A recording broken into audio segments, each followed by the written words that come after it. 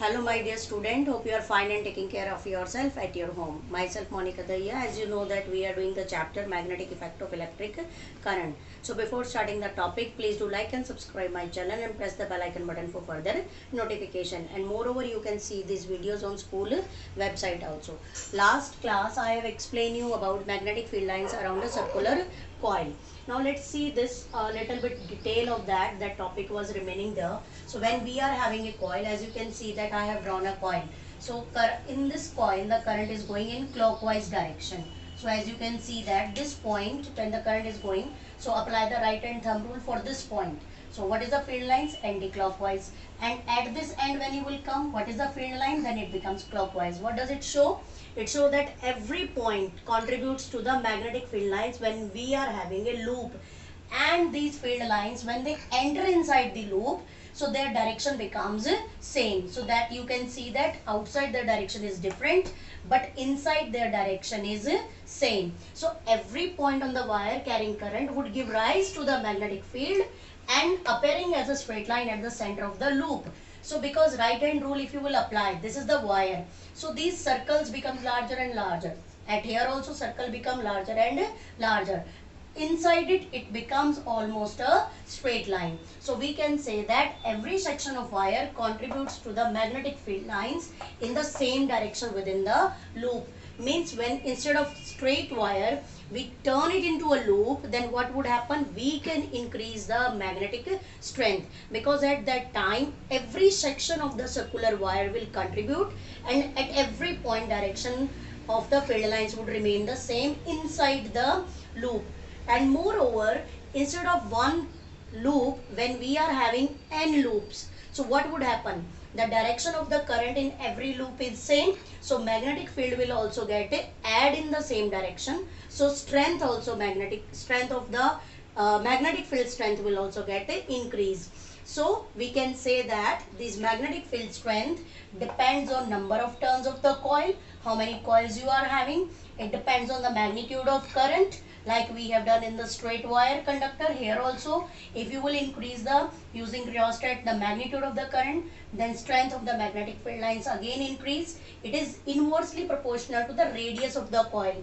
Means if you will take a coil, because as you know that at the center it becomes a straight line, so if you will take a large radius, so distance become larger and strength would decrease. So if a coil is of small radius we will use, then strength would get increase. So these are the three factors on which strength of the magnetic field depend. And now whenever we are having a coil, it acts like a disc.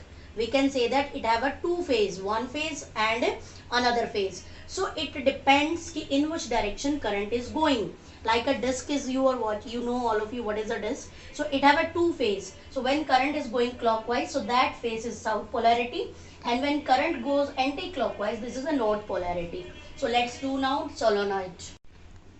Now see magnetic field due to current in a solenoid. So before watching the magnetic field in a solenoid, let's understand what is a solenoid. A coil of many circular turns of insulated copper wire wrapped closely in the shape of cylinder is known as a solenoid. Like this, if you are having equal coils of equal radius, and then it behaves like a solenoid. And when you will connect it to a battery source of current and allow the current to flow through it, so magnetic field you can see in this magnetic field lines. So again one phase will be as a south pole and one phase will be as a north pole. So current is going clockwise, so this is the polarity on this pole, this would be a south pole on this side. So when we will see it, so all the current direction, see in every coil the current direction would remain the same. So what would happen due to that? The inside this solenoid field lines becomes parallel to each other and uniform, and outside they are circular. As you can see that outside they are circular, they don't intersect, so outside they are circular. So what is this polarity? This is south and this is north. And what is the direction of the magnetic field lines? So north to south, and inside it they move south to north. So outside north to south. So this is the pattern of the magnetic field lines in a solenoid, current carrying solenoid. And this solenoid, inside it because the direction of the current in every coil is same, so magnetic field get add up and it becomes a strong magnetic field, and moreover inside it is parallel, so it is a uniform magnetic field. So its solenoid behaves like a bar magnet also. And moreover we can find out the polarities of this solenoid using a bar magnet also. When will you suspend it freely like a current carrying solenoid, and you bring the south pole, north pole or south pole of a bar magnet near to its one end.